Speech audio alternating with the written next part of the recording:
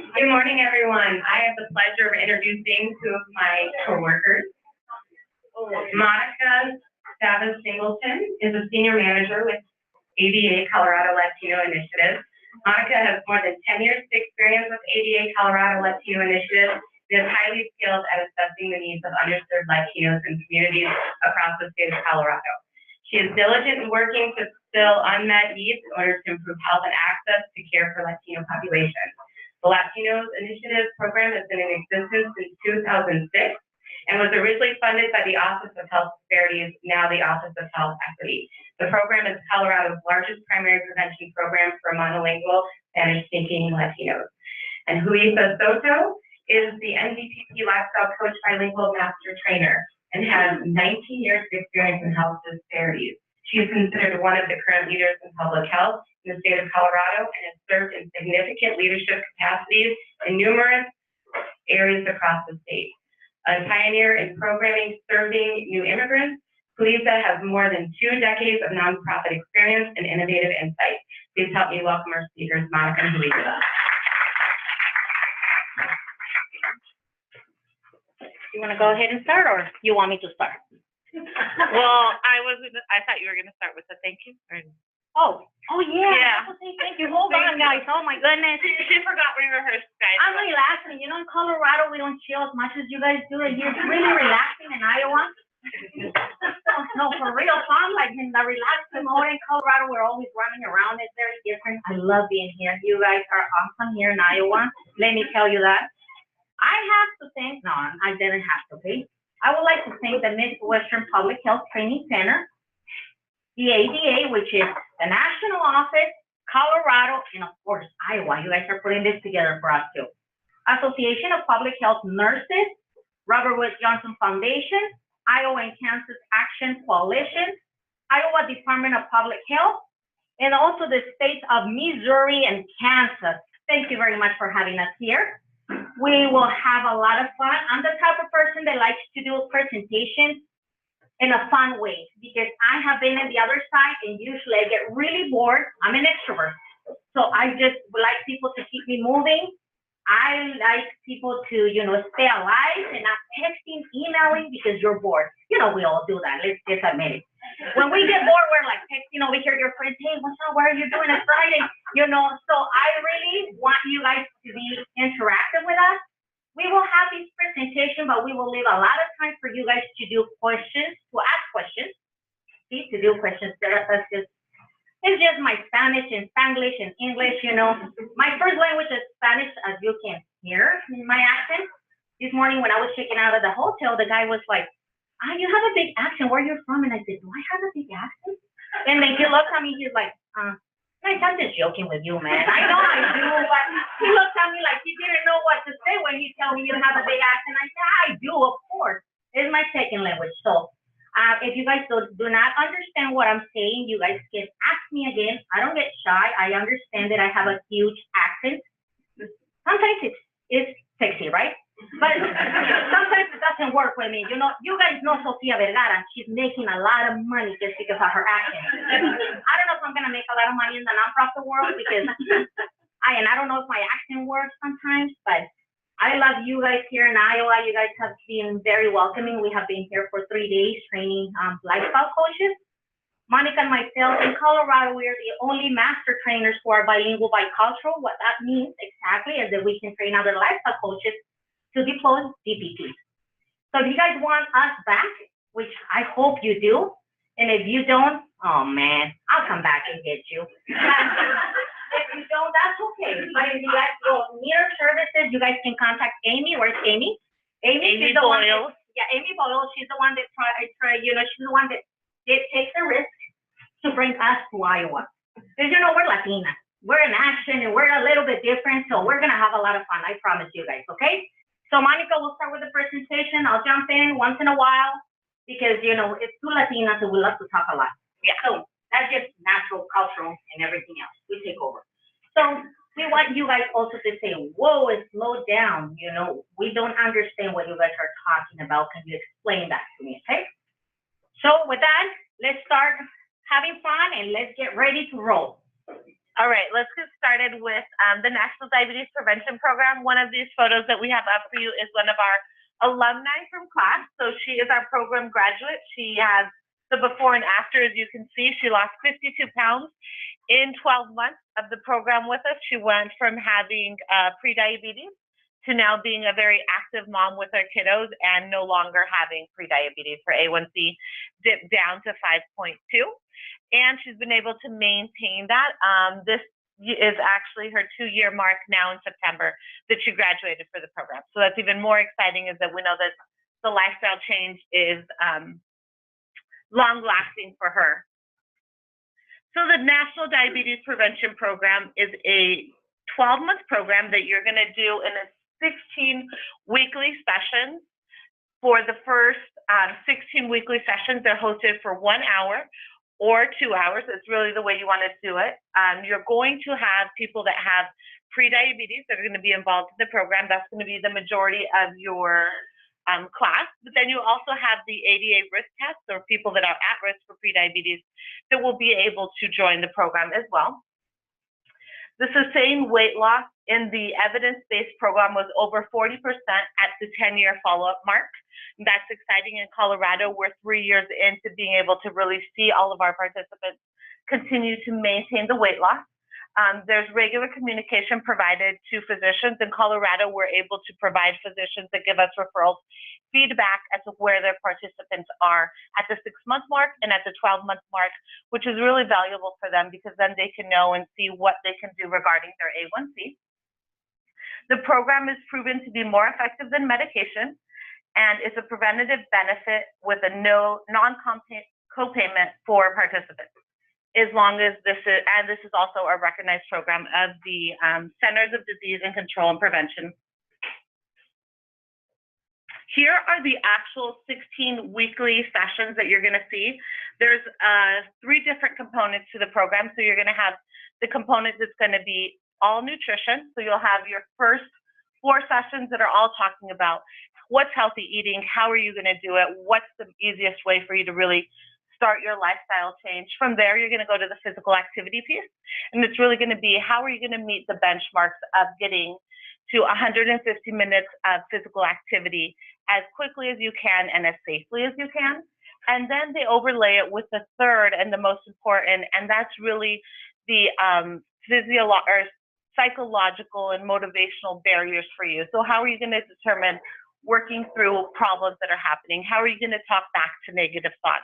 How are you going to deal with the stresses of your life? How are you going to really action plan problems as they come for you, and really be proactive in doing in making your health a priority for you? The monthly sessions that will happen afterwards, after the first 16 weeks of class, you'll have maintenance sessions that you can do for the remaining 8 months of the program or the remaining 6 months of the program in the way that you choose to deploy it. The monthly sessions are listed here as well. So you have a lot of different topics that you'll be able to tailor to your group. So if your group really wants to work on healthy eating, if you're seeing that they're sliding back into having issues with, if it's food prep or if it's snacking or if it's that their calories are increasing again, you can pick from those topics to move forward and talk to them about.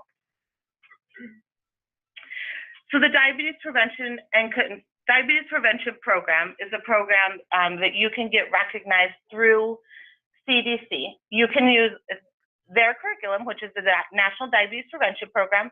They also have just recently released, it's been over a year, the new curriculum, which is Prevent T2. And then if you would like to, you can develop or use your own curriculum. You just have to get it approved through CDC before you do that. The ability to begin offering the lifestyle program within 6 months. So if you're going to start deploying this and you want the recognition from CDC, you're going to have to deploy within 6 months, whatever curriculum it is that you choose. So if it's the NDPP curriculum, if it's Prevent T2, you're going to have the capacity and commitment to deliver the program at least 1 year.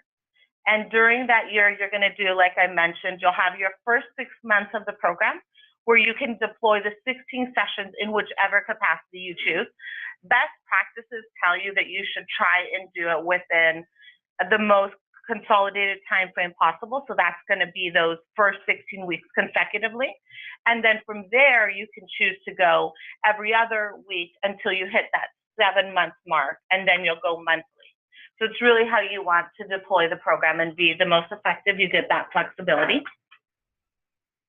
You're going to have the ability to submit all of the data for the participants, including their attendance, weight loss, and physical activity for the entire 12 months of the program.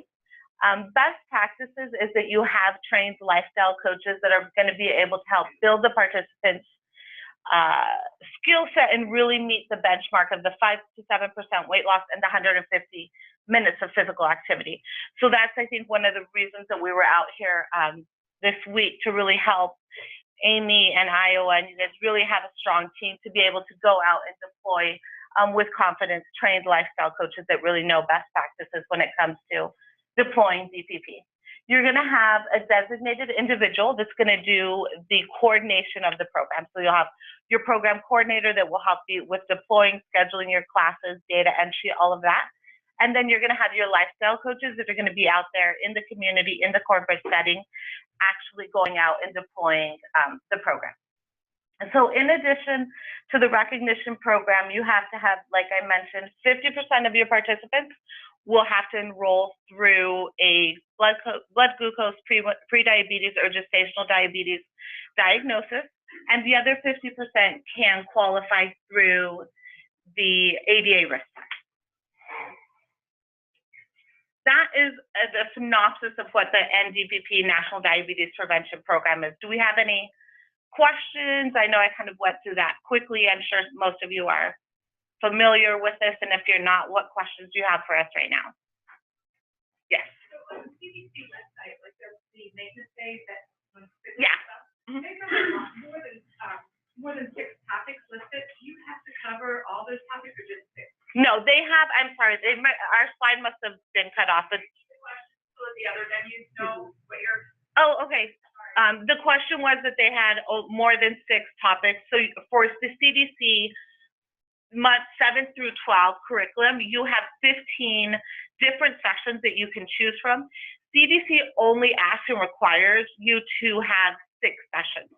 So you can choose from those 15 sessions, whichever ones you want. The only one there is the last one, which is month 12, which is just that encapsulating, graduating program that is really important for you to touch. Nice.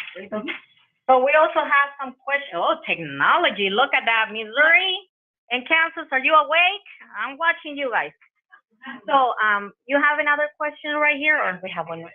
So in addition to the abnormal blood glucose, can A1C also be a criteria for referral to DPP? And also, what's the score on the ADA risk test that patients would need to present to be eligible for the program? So the score on the we were asked what's the score on the ADA risk test to be able to qualify for the program, so it's 9 and above. And then the first question was regarding an A1C. So the A1C is the pre-diabetes range. So that's the 5.7 to the 6.2. And then the fasting glucose is the 100 benchmark or above. And then, of course, remember, it's very, very important that you can have women, mothers with gestational diabetes. And that's a big, they can have it during, we've had mothers that during their diagnosis, they've been part of our classes and been very successful after having the baby. But it's also if you had your baby 5, 10, whatever many years ago, you're still at risk and you still qualify for the class, and that's another referral source you can have. So they're saying that if you can speak softly, I don't know if it's slower or softly, like softly that is very muffled. I don't know what that word means. Yeah, I'm going to step back from it maybe. So, okay. Is there any medical training required for program directors? No, program directors are going to be more your logistic person, your person that's really going to help with data entry and evaluation. Remember that you're going to have to meet the CDC standards when it comes to the 5% weight loss, the class attendance. Their standards are, I think there's 8 different standards that you'll have to meet. So I would say your program coordinator would be somebody that's got that skill set to really look at program administration. Okay, can patients self-refer and must they show an abnormal glucose or A1C?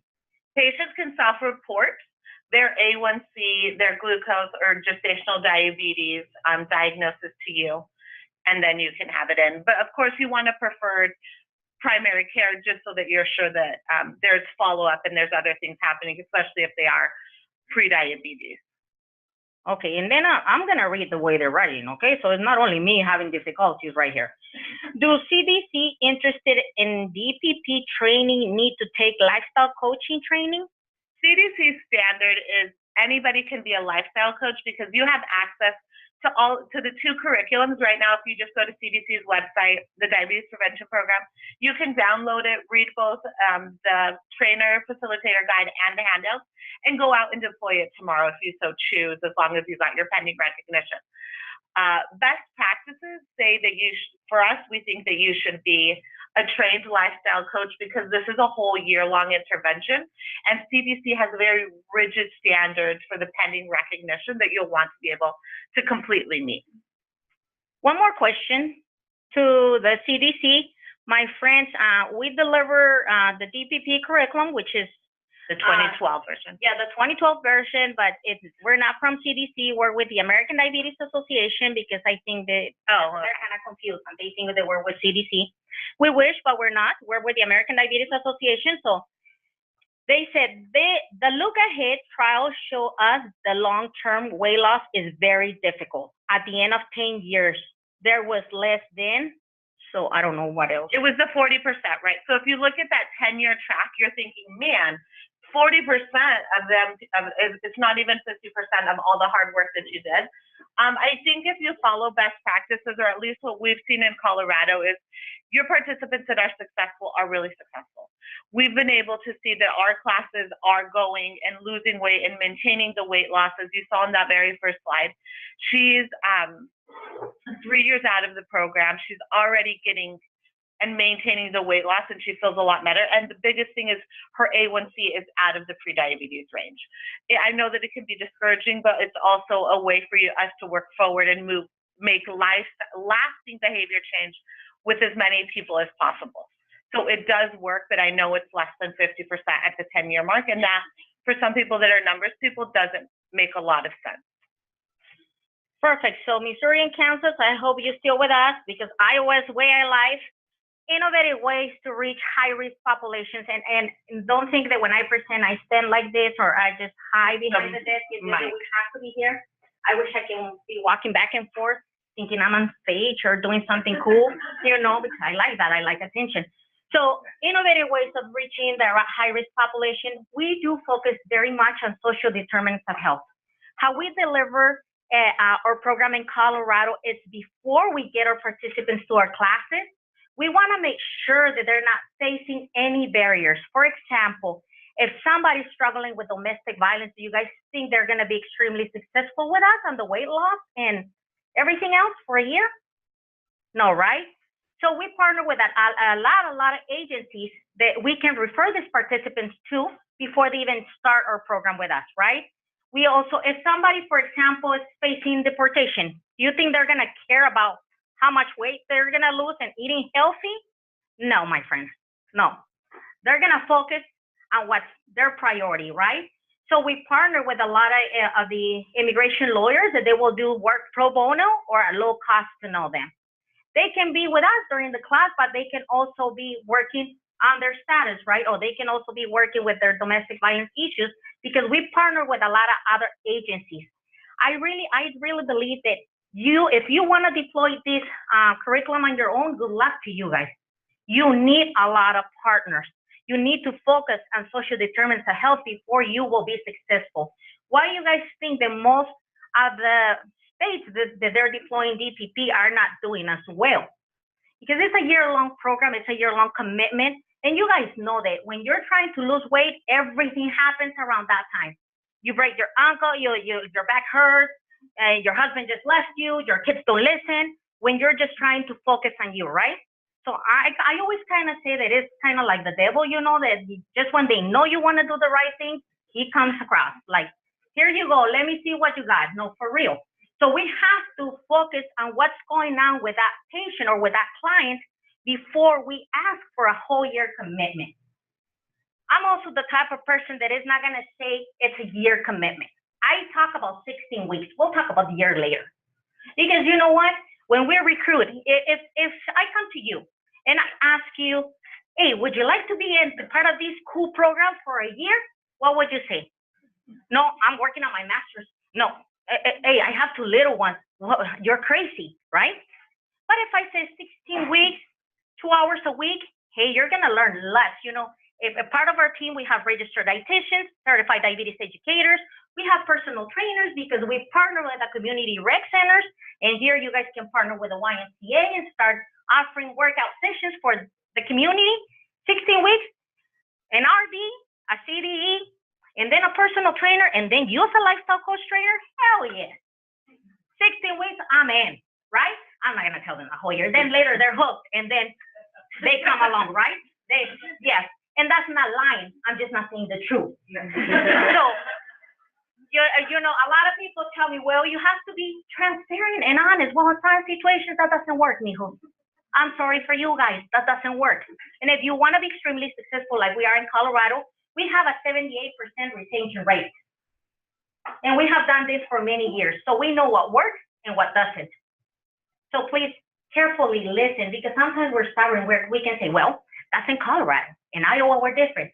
No, losing weight and exercising, Iowa, Colorado, Mexico, Colombia, Peru, we're all the same. We don't want to work out.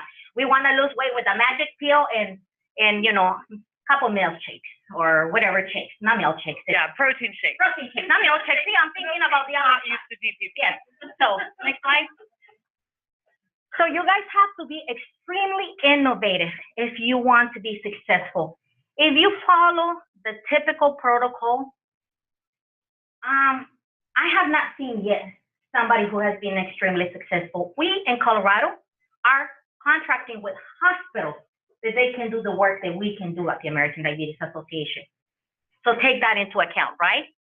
This is one of the innovative things that we did when it comes to outreach and enrollment. So what we did is we leveraged our relationship that we have with Telemundo. They were able to provide a amazing spot for us here. You see a couple of pictures that they did, a 30-second spot. And here you can see the number of ads, the times they ran it, and the number of calls. In 2015, we decided to kind of go with the strategy of having it be the new year, and everybody's got those New Year's resolutions. We had 600 calls, and one day we had over 100. Can you guys believe that? And that's me when I take a shower and, you know, And get makeup and get dressed up and makeup and everything.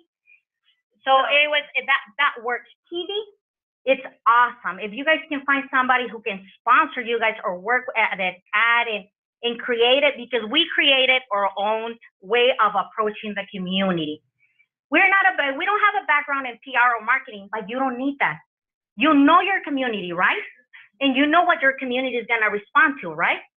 So you guys create that message and have that person that you will wanna, you know, have the message out, because if I would have asked somebody from my team, they would be freaking out. They'll be like, no, I don't want to be in TV. I don't want to be in TV. So, and then you look overweight in TV, so you have to really drop a lot of weight before you get to look like normal. Like normal, you know, I was like, oh. So that, you know, having the right marketing tools, not what somebody else is telling you is going to work, because you all know your community. I know that new immigrant community in Colorado. I know what kind of message they wanted me to say on TV, right?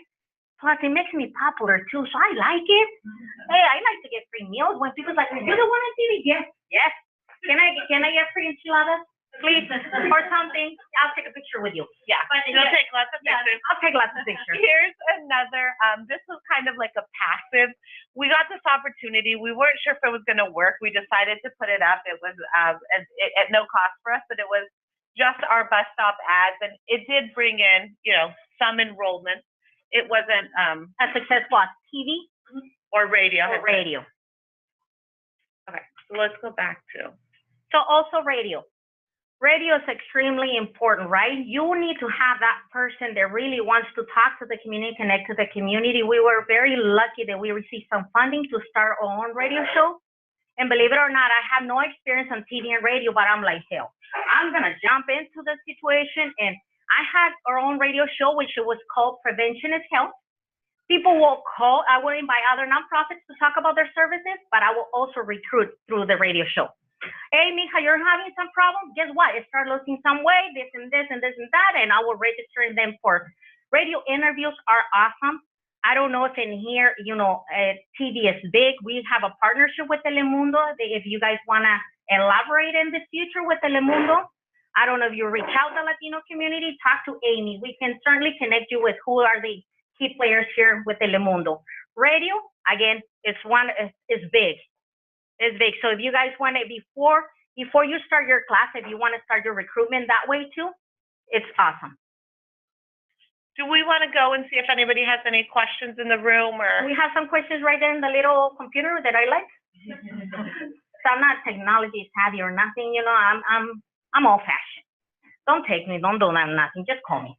We've had a couple questions related to data collection and wondering how you collect your data and if there are programs that are made available through DPP to assist you in collecting data. So CDC has a nice CVS spreadsheet that you need to submit to them. And so it's just a Excel spreadsheet that you kind of populate all of the time. But there are different providers. So you've got the Diabetes Prevention and Control Alliance. That's who we use. That's the MyNetico system. We're a provider for them. And so it's a really nice data portal. It keeps it very clean. It's very secure. It's online. You can get a lot of support through them if you're a provider for them as well. And there's others in the market as well. Excellent. And Kansas would like you to know that they are awake and they're with us. Great, Kansas, you're doing your homework. Thank you. And then one other question, is there any medical training required for program directors? There is no medical training required for any of this. So you don't have to be in the medical field to be a lifestyle coach. You don't have to for a medical or for the program director, program coordinator. CDC feels like if you're able to just read the curriculum and comprehend it, then you can go out there and deploy it. For us, best practices in Colorado is we like to bring experts into the field into the classes when it has to do with the nutrition piece, because we know nutrition is so hard, it's so complex, people are going to have a lot of questions. We want to be able to deliver that with the best quality and expertise behind it. So for us in Colorado, best practices is we do bring in RDs that come in and help deliver those classes for us when it's the nutrition classes. And then for the physical activity piece, we have personal trainers, experts in the field that can help with gradually building the program, making it more intense than they want it to be. And then a final question before we move along. We continue to get some questions regarding weight loss and healthy behaviors and going through that process. So you've spoken a little bit about the long-term success for that.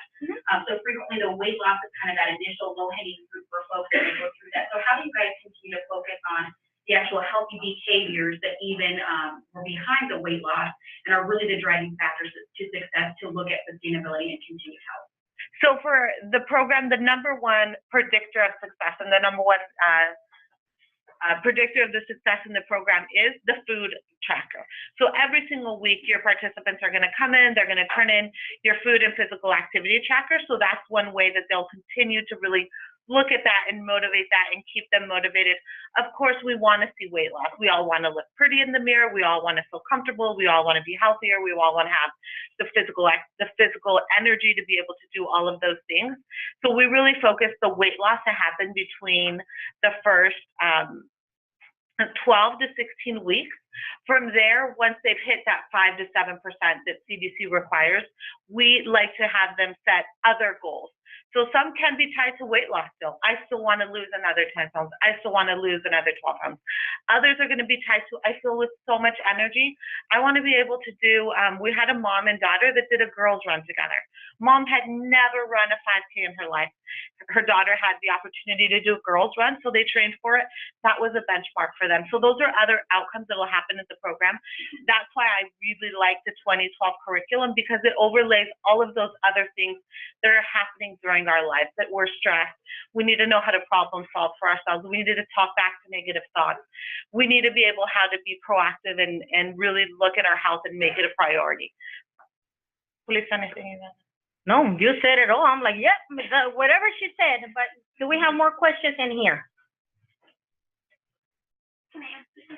Yes, you can. So I'm just interested to see how you balance the healthy lifestyles and the behavior when you might have somebody with eating disorder come across your way. When we have people with eating disorders, we partner with some mental health agencies. So we work in conjunction with those therapists, and you might say, well, that's extremely expensive, right? But we partner with them, and sometimes it's at no cost or low cost to our participants, because it has to be a teamwork in here. Like you say, eating disorders is big in our community, and we're not equipped to deal with that situation, but we bring who's equipped, and as a team, it has been working perfectly with us. And we have experienced that, and that is something that you should be very sensitive to. All of the social determinants of health, you should be very, very sensitive to, and that's part of why we think it's really, really important to really go through and lay out and be sure you're ready to deliver this program in the right setting. Know your community, know your environment, know your target audience, and be prepared for all of those outlying things so that they can really be successful, and you can be successful, because at the end of the day, we do want to meet CDC standards, but we also want to be able to serve the community to the best of our ability. Do we have more questions over here? We do. Okay. What is the ratio of coaches to participants that you recommend if your site has multiple groups going? Well, CDC says that it's between 60 and 80 participants per coach. 16 and 18, not 80. No, if you have multiple, if one coach is teaching multiple classes, so you have. So it's between 60 and 80. Personally, we like to keep the workload under 60 or below for our team.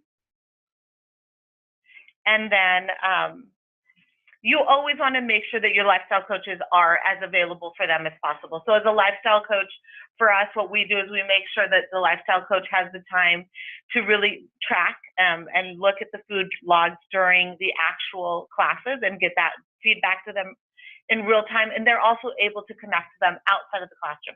So that's why we think it's necessary to keep it on the lower load so that you can really make sure that the behavior changes are happening and they have the support. Have more questions or no? We do. Oh, you do? Yeah, okay, let's continue. Let's keep that momentum, and then that way we can go with the flow. Yeah, we're good. Okay, we're good. All right. So one of the things that we know is a barrier for some folks to participate is the cost with the coverage for TCP. So how do most sites charge patients for participating? Is it $500 up front divided in multiple payments? What have been your guys' successes? We have different tactics to this. We apply for lots of grants. We go to private foundations, so the cost for the community is zero, right? So if some of you guys, if Missouri or Kansas have a great grant writer and have great relationships with foundations, then go after foundations, so that way your participants won't have to pay a fee. But then Monica can also explain the corporate side and what we charge and everything else. Right, and so that was our next slide that we were going to go to, and just kind of talk about current payers, sustainability, all of that. So you've got your third-party administrators that can do that. Diabetes Prevention and Control Alliance, Solera, Anthem, Omada, are all where you can sign up to be a provider for them. What they do is they will go ahead and reimburse you for the eligibility for the employer groups that they insure and cover the diabetes prevention program under. My experience with the Diabetes Prevention and Control Alliance, what they do is that they give us we can put out their data and submit them into class with a lower cost for the participant because they're a low income participant at a $75 rate. We're able to cover that rate and not have to pass on that cost to the participant through different funding that we have through grants and foundations. Perfect. So you want to go with one more question, or you guys want us to continue? Do we have any more questions? We do, because we have a lot of questions, huh? Let's keep going with the questions. This slide, I think, is pretty self-explanatory. The rest of it is just pay by performance. That's really the model when it comes to current payers, as well as I'm sure most of you know that in 2018, Medicare will be reimbursing their system as well, very much a pay by performance. So are you hitting the benchmarks of attendance? Are you hitting the benchmarks of weight loss? Are you hitting the benchmarks of attendance in the maintenance phase from the 7 to 12 month mark? There's also the ability to contract directly with insurance companies. However, remember that you're going to have to do all of the manageability of the claims, the invoicing, reporting to the employer group. You're going to have a lot of HIPAA compliance, because you'll be taking care of people and getting diagnoses with prediabetes for that. And then my next slide was done before the final Medicare issue came out, so you can now go on their website and get all of the information for that as well. It's all there. You can see all of the steps and what they're going to require you to do for the Medicare reimbursement that'll be effective January 1st, 2018. You'll have to have already had pending recognition through CDC in order to be even eligible for this reimbursement. So if that's something that you want to do, you want to get that ball rolling ASAP if you haven't already done it. We want to go with 2, 3 questions, and then we'll keep it moving. That's the end of Oh, that's that's question time. That's the end. So question time, and I want to give a shout out to Missouri. I know they're listening, and I know they're well awake. Thank you very much. So let's keep it moving. Can you please clarify the ratio of clients to participants again? Was it 16 to 80 or 60 to 80? Clients per or lifestyle coach per participant can be minimum is 12. We like to keep our classes at about 24 as your cap, but the sweet spot really is a really effective class. I think between 18 and 22. That's what we think has been the most effective for us. Yeah. All right, Kansas is calling out that they're awake as well. So See, they're like, hey, now I have you guys. Now I have all the states competing: Missouri, Iowa, Kansas. They're like, we're awake. I know. I'm happy about that because I know when I go to conferences, honestly, it's so hard for me to stay awake. I'm just admitting that. Don't tell my boss that. I hope she's not somewhere close. I hope she's in Colorado. And you mentioned your participant retention rate is over 70%. Can you share strategies on how you obtain this high rate? I really think that what has made us extremely successful is that the way that we deliver DPP is extremely different.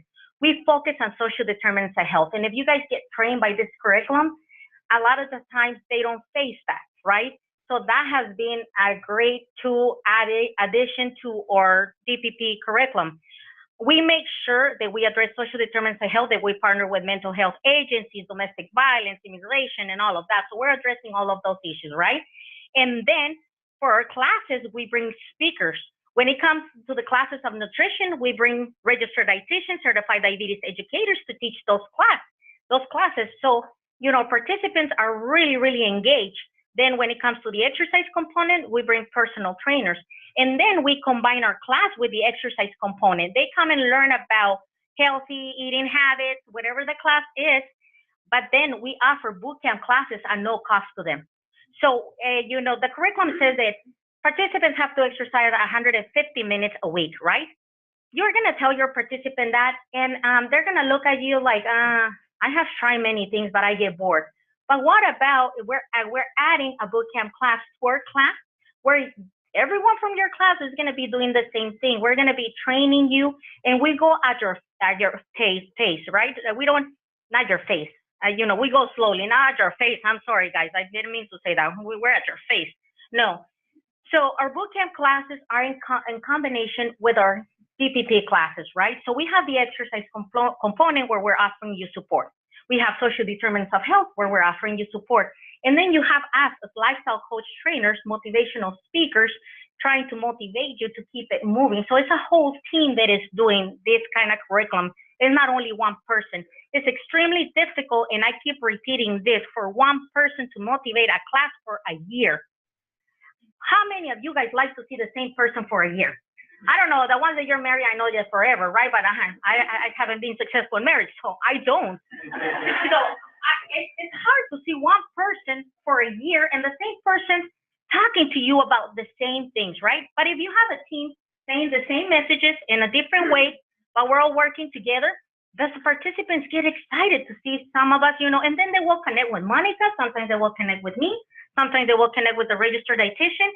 So I really think that that is what make us successful. If I wouldn't teach DPP on my own, we wouldn't be as successful. Also, just to add to that, we also have procedures that we put into place. So we do readiness for change interview as participants are ready, along with the assessment for social determinants of health. And on top of that, we're very honest. So you're committed, you're ready, you're going to change. This is going to be at no cost to you. What do we ask of you? Your time. So our participants all know that there's a no absence policy for the first 6 weeks of class. And that's zero tolerance really for us, unless it's some sort of family emergency.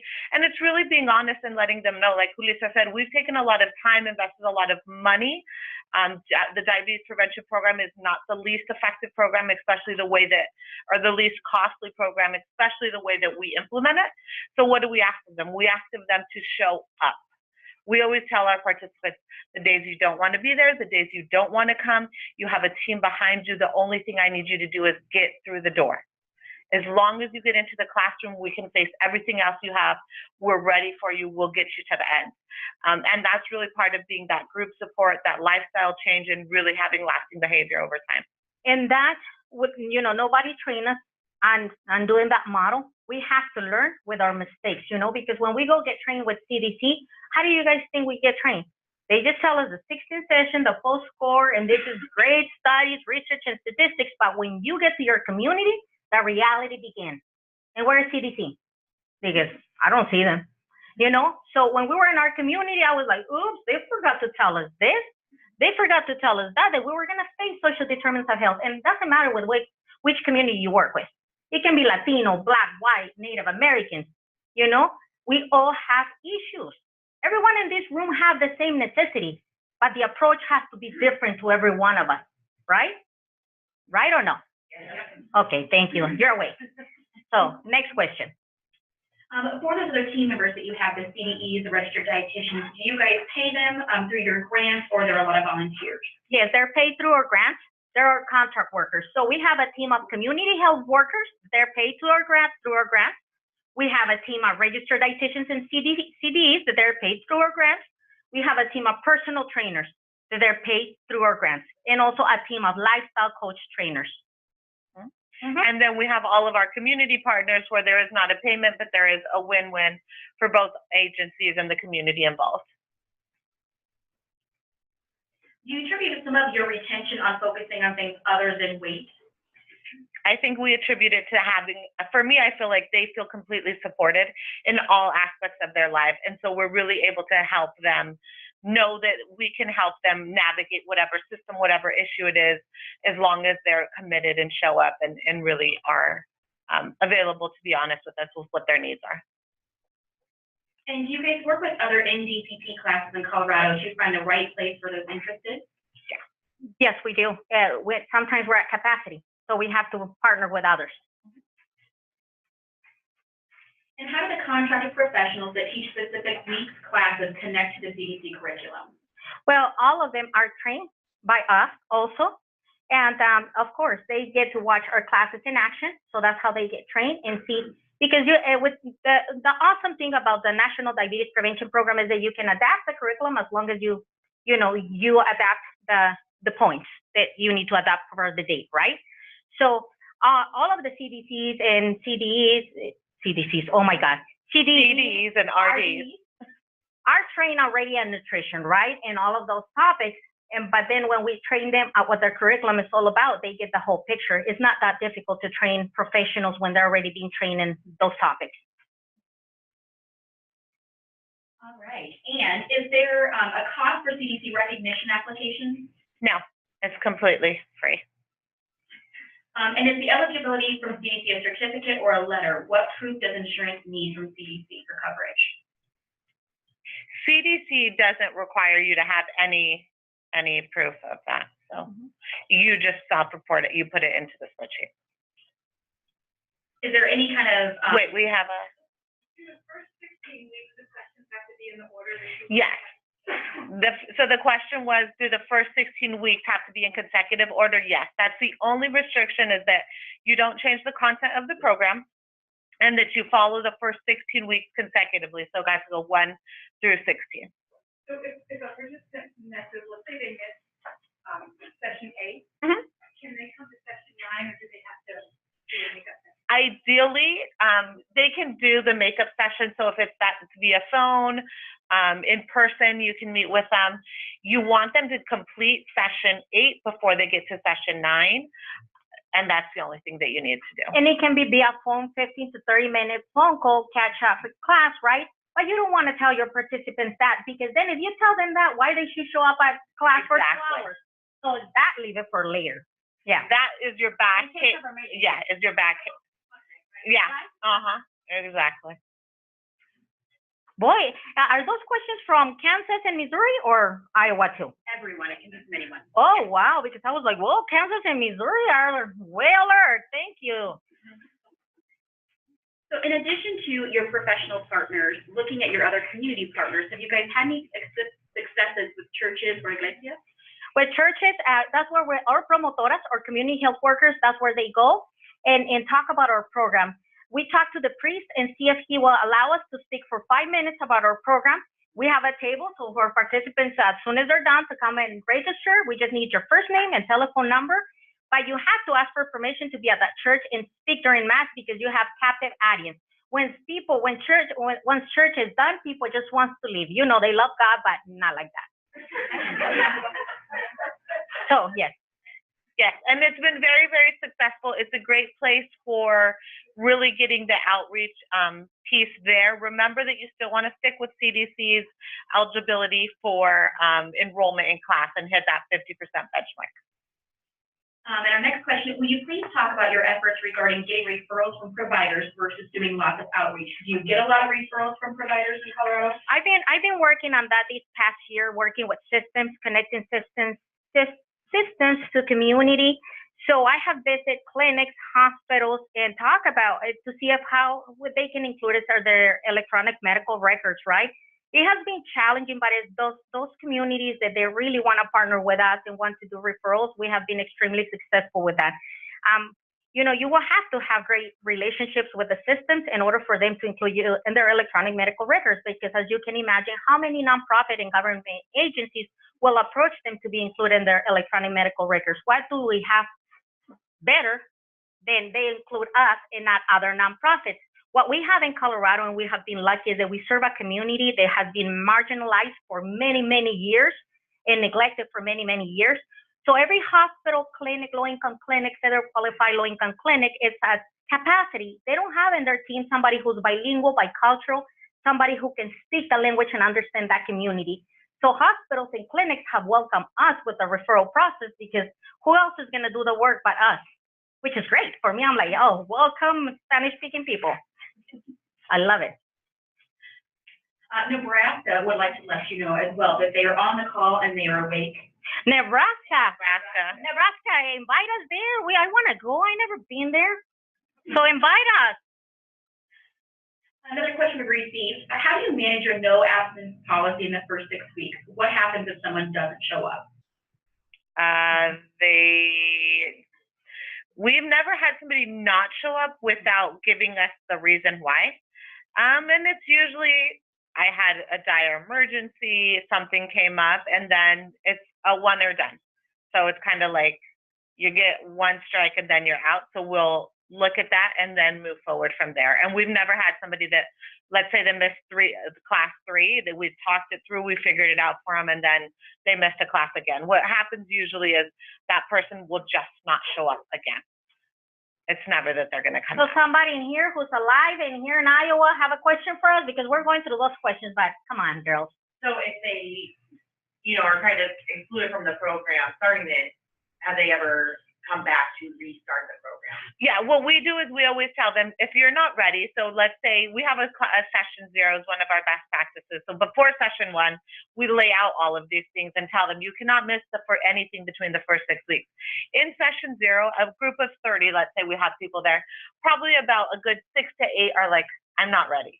That's exactly what we want from them. So then we'll really work on those social determinants of health, figure out when's a good time for them, and then they'll be re-enrolled and come in to what is that next session for them. So that's really making sure that we're looking at retention rates, attrition, and all of those other things so you can meet CDC standards. And then how often are you restarting sessions? We roll out either every 6 months or quarterly. We also have our boot camp classes that are year-long, like Julissa said, and so what we do is we plug in either participants that are going through the program right now, alumni will come in and jump in, and then participants as they're waiting to start their next session are plugged in and connected to us in one way or another. Yeah, that's a question. So do you know if your other NPP programs in Colorado do those social needs screenings and the social health screenings? And all No, they don't. It's a hot topic right now. I think they're on the road to that, and I think they're trying to figure out what that looks like. We've been approached by a couple of the other agencies on looking at our model and how do we do it. But basically, she's being very polite, right? But I'm going to tell you the truth. No, they don't, and that's why they're not successful. Basically, his question was that are other NDPP addressing the social determinants of health? And I say the truth. I said, no, they don't. And that's why they're not successful so far. Yeah, go ahead. And what type of screening tools have you guys used? You guys use a prepare tool that was mentioned in another conference, or do you guys develop your own? He's asking what type of screening tools we have used, and what else? For the social determinants of health. social determinants of health. So we have adapted one that DTAC kind of deployed, knowing that they thought this was also something that's good, and we've adapted it to the community in Colorado that we work with. Okay, so now let's go back to the people in Kansas, Missouri, and who else? Nebraska. Oh my goodness. Have to go out there with the Corn Huskers. Yeah, I want to go to Missouri, Kansas, Nebraska. Invite us, please. Or maybe after this, they're going to be like, oh, no, we're not inviting them. No, thanks, guys. No, thank you. Is reimbursement from the insurer dependent on referral from a provider in Colorado? It depends on the eligibility for the participant, so how they were eligible, but it doesn't have to be a referral from their primary physician. What it has to be is that they qualify through class and it's a covered benefit through the insurance and employer group. And we are getting some notification from the other states, I'm not sure which one, but that they will be in touch for you to come and speak at that Minority Health Conference. Oh. Yes, I want to go. I want to get out of Colorado. Yes, I don't want to see my family that much. I'm just kidding. But I do want to go.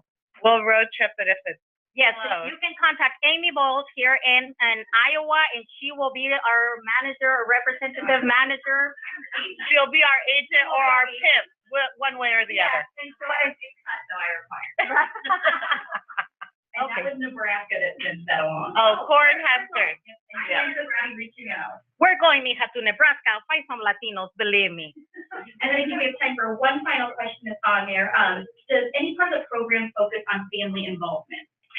It doesn't focus on family involvement. There is one session that focuses on getting support of those around you, and you kind of action plan through on those busy days when, you know, healthy eating and you can't pack your lunch or you're stressed out, who would be your person you'd ask for support?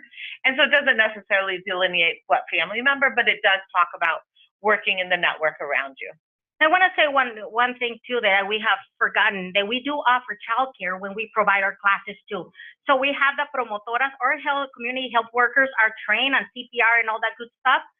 So we provide the snacks and we provide also the childcare. So for those families that they say, hey, I don't have somebody to take care of my kid, that's no problem. We have staff and team that is going to take care of your kid once you're, you know, teaching these classes. We have childcare bootcamp classes and we have childcare at the DPP classes. And that's really going back and digging back to your social determinants of health. What's going to delay your the progress or be obstacles for success for your participants, your community, your network, your class to really launch off and really be successful? How are you going to really meet their needs, whatever they are? Exactly. So we're almost done. And one thing I wanted just to say here, you know, in the other states, I don't know you guys, Missouri, Kansas, Nebraska, everywhere where we are going to be invited, because I'm pretty sure you guys are going to invite us. But in Iowa, I have seen a great movement. We don't see this in Colorado. You guys have unity. You guys are cool. You guys are very relaxing. Take advantage of this moment. Talk to Amy and see, be part of that coalition. I don't know if it's a coalition, right? But I want to form a coalition out of all of you guys. Maybe form a 1-800 number where the participant can call and get hold of all of you guys, right? If it's somebody in Iowa, somebody in the rural areas, I create something, because you guys, this is the right moment. This is the right time. You guys have what it takes. Not in every state. Not till you'll get out of your state, you're going to see, you know, how people operate in silos. I hope you guys don't, because, you know, you have given me a good face, you know, that you guys are working in partnership. And if you don't, you fake it really good, because you really look great. This state looks great for me. Take advantage of that. Take advantage of that moment. I know Amy is going to create that movement. Amy is going to be in charge of that movement. And where's Amy? Come on, Amy. So Come you. on down, Amy Come on down, Bowles. Amy, and thank you guys for having us here in Iowa. I really enjoy it, even though I didn't see that many Mexicans, but that's okay. That's okay. I went to New Mexico and eat great food, Mexican food. Okay, I was happy with that. So thank you for having us here, okay? You guys take care. Thank you so much. Let me tell them a little bit about what their plans are in 5 minutes. 2 minutes. Or 2 minutes. In 2 minutes, so the other states can hear what they're doing, so maybe they can call us to other states too. But my goal is really to position all of our community partners, yes, so I cover Iowa, Nebraska, and South Dakota on behalf of the American Diabetes Association and the community health strategist. My goal really is to be that convener of all of our community partners, to make sure we, just like Monica and Julissa said, that we're not operating in silos, that we're really truly utilizing all of our resources and working together. If it's in terms of creating a network for referrals so that we can make sure our programs actually have participants involved, so that we can go ahead and talk with primary care physicians to get them to have the understanding of why DPP is so important and how it's going to affect basically their reimbursement structure. So my goal really is to bring all those partners together, get us at the table, get us talking, executing, have some synchronization of how we're executing. We want to make sure that we're not laying on top of each other and competing, but really sharing those resources, getting those facilitators trained, sharing those facilitators. We know some of the barriers are actually identifying those facilitators, educating those facilitators, giving them resources so that they don't burn out, keeping them engaged, keeping them educated so our programs also don't stay stagnant, sharing best practices. That's really my goal. And what's been awesome, just as Monica and Julissa said, Iowa is very collaborative. It has been awesome to work with Katie Jones at IVPH. It's been awesome to work with Iowa Healthcare Collaborative. It's been awesome to work with the WISE. It's been awesome to work with intelligence. You get all these partners together and unified on this vision. And so it's really important for us to really stay together and keep working on it. So, is that 2 minutes? Thank you. And that was, I was not prepared for that. Pretty impressive. No, that's ADA for you. Wrong one. I'd also like to say thank you very Thank much you. for traveling to Iowa and training some more lifestyle coaches in Iowa. That's awesome.